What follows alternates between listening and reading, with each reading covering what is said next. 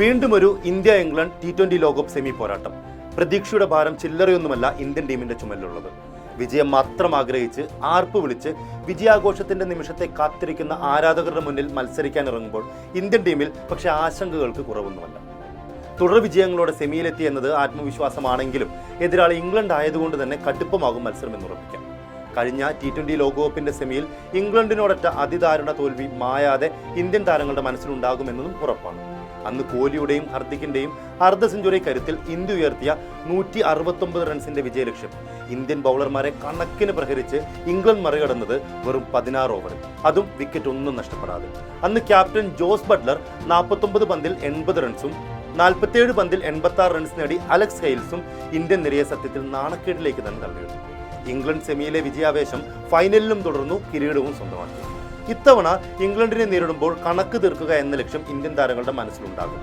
ആദ്യ റൗണ്ടിൽ പുറത്താകും എന്ന തോന്നലുണ്ടാക്കി പിന്നീട് വിജയിച്ച് സൂപ്പർ 8 കടന്ന് സെമിയിലെത്തിയ ഇംഗ്ലണ്ട് ഏത് മത്സരത്തിലും ഏത് ടീമിനെയും കീഴടക്കാൻ കരുത്തുള്ള സംഘം തന്നെയാണ് എന്നത് ഇന്ത്യയെ ആശങ്കയിലാക്കുന്നുണ്ട്. മറ്റൊന്നുകൂടിയുണ്ട്, ലോകകപ്പിൽ എപ്പോഴും ഫേവറേറ്റ്സായി എത്തുന്ന ഇന്ത്യ പക്ഷെ പലപ്പോഴും പടിക്കൽ കലമുടയ്ക്കുന്ന കാഴ്ച കുറച്ചു കാലങ്ങളായി കാണുന്നുണ്ട്. കഴിഞ്ഞ ഏകദിന ലോകകപ്പിന്റെ ഫൈനൽ മത്സരത്തിലും 2019 ഏകദിന ലോകകപ്പിന്റെ സെമിയിലും കഴിഞ്ഞ T20 ലോകകപ്പിന്റെ സെമിയിലും വീണ ഇന്ത്യ പടിക്കൽ കലമുടയ്ക്കുന്ന കലാപരിപാടി ഇത്തവണ പുറത്തെടുക്കില്ല എന്ന് പ്രതീക്ഷിക്കാം. ഇത് അവസാന 3 ലോകകപ്പിന്റെ ചിത്രം മാത്രമാണ്. ഇതിനു മുമ്പും ICC ടൂർണമെന്റുകളിൽ ഇന്ത്യ ഇത്തരത്തിൽ പടിക്കൽ കലമുടയ്ക്കുന്ന എത്രയോ കാഴ്ചകളുണ്ട്. എക്കാലവും അത് ICC ലോകകപ്പുകളിൽ മാത്രമെന്നല്ല, ഇന്ത്യയുടെ എല്ലാ മത്സരങ്ങളിലും ഏറ്റവും കൂടുതൽ പ്രതീക്ഷയുടെ ഭാരം ചുമക്കുകയും ഏറ്റവും മികച്ച പ്രകടനം നടത്തുകയും ചെയ്യുന്ന ഒരു മനുഷ്യൻ. അയാൾ ഏറ്റവും മറക്കാൻ ആഗ്രഹിക്കുന്ന ഒരു ലോകകപ്പായി മാറുകയാണ് ഈ T20 ലോകകപ്പ്. സാക്ഷാൽ വിരാട് കോഹ്ലി പ്രതീക്ഷകളെ മുഴുവൻ തകർക്കുന്ന രീതിയിൽ തന്നെയാണ് ഈ ലോകകപ്പിൽ ബാറ്റ് വീശുന്നത്. കഴിഞ്ഞ 6 മത്സരങ്ങളിലും തിളങ്ങാത്ത കോഹ്ലിയുടെ ബാറ്റിംഗ് ഫോം തന്നെയാണ് ഇന്ത്യയുടെ മറ്റൊരാശങ്ക. 6 കളികളിൽ നിന്ന് കോഹ്ലി നേടിയത് വെറും 66 റൺസ് മാത്രം. രോഹിത് കോഹ്ലി ഓപ്പണിംഗ് ലോകകപ്പിൽ ഇതുവരെ മിന്നിയിട്ടുമില്ല.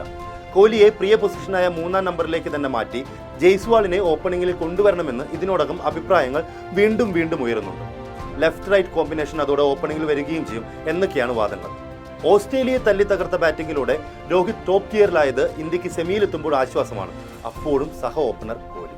അയാൾ തിരിച്ചു വരുന്നതിനായി കാത്തിരിക്കാം. അത് സെമിയിൽ സംഭവിച്ചില്ലെങ്കിൽ ഇന്ത്യക്ക് അത് വലിയ നഷ്ടമാകുമെന്നും ഉറപ്പാണ്. ഇന്ത്യയുടെ മറ്റൊരാശങ്ക അത് ജഡേജയാണ്.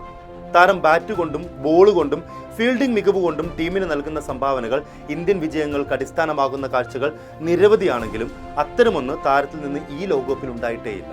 താരത്തിന്റെ ഫീൽഡിംഗ് മികവിനെ അഭിനന്ദിക്കുകയും അതുകൊണ്ട് താരം എതിർ ടീമിന് നിഷേധിക്കുന്ന റണ്ണുകളുടെ കണക്ക് അത് വലുതു തന്നെയാണെന്ന് തിരിച്ചറിയുകയും ചെയ്യുന്നു. പക്ഷേ ബോളിംഗ് ബാറ്റിംഗ് അത് താഴേക്ക് തന്നെയാണ്. ഓസ്ട്രേലിയക്കെതിരായ മത്സരത്തിൽ ജഡേജ എറിഞ്ഞത് ഒരേ ഒരു ഓവർ മാത്രവും. ജഡേജ കൂടി ഫോമിൽ എത്തിയാൽ അത് ഇന്ത്യൻ ടീമിനെ കൂടുതൽ കരുത്തരാക്കും. താരത്തെ ആദ്യ 11-ൽ ഉൾപ്പെടുത്തരുതെന്ന രീതിയിൽ കുറെ പേർ സോഷ്യൽ മീഡിയയിൽ വാദിക്കുന്നുണ്ടെങ്കിലും ജഡേജയെ പുറത്തിരുത്തി ഇന്ത്യ സെമിയിലേക്ക് ഇറങ്ങുമെന്ന് കരുതാനാകില്ല.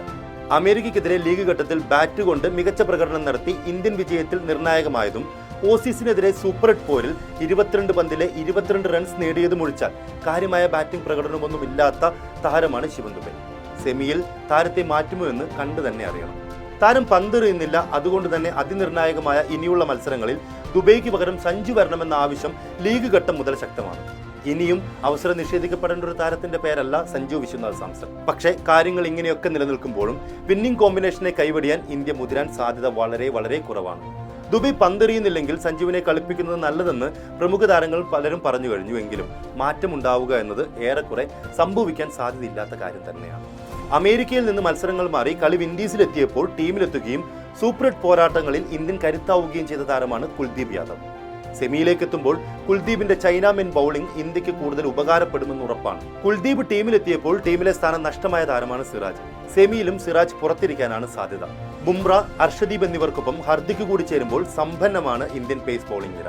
അതുകൊണ്ട് തന്നെ ഒരാളെ ഒഴിവാക്കി സിറാജിനെ ടീമിൽ ഉൾപ്പെടുത്താൻ സാധ്യത തീരെയില്ല. ഇന്ത്യ 2-ാം സെമിക്ക് ഇറങ്ങുമ്പോൾ ഇന്ത്യയുടെ പ്രതീക്ഷകളും സാധ്യതകളും കരുത്തും നിരവധിയാണ്. പക്ഷെ ചില ആശങ്കകൾ ചൂണ്ടിക്കാണിച്ചുവെന്ന് മാത്രം. ഒന്നുകൂടി പറയാം, ഇന്ത്യ ഇംഗ്ലണ്ട് സെമി ഫൈനലിന് റിസർവ് ഡേ ഇല്ല. മഴ കളി തടസ്സപ്പെടുത്തിയാൽ 4 മണിക്കൂറോളം കളി പൂർത്തിയാക്കാൻ അധികമായി നൽകും. പക്ഷേ കളി പൂർണ്ണമായി ഉപേക്ഷിക്കുന്ന അവസ്ഥ മഴ കാരണം വന്നാൽ ലീഗ് ഘട്ടത്തിലും സൂപ്പർ 8-ലും ഒന്നാമതെത്തിയ ഇന്ത്യ ഫൈനൽ കളിക്കും.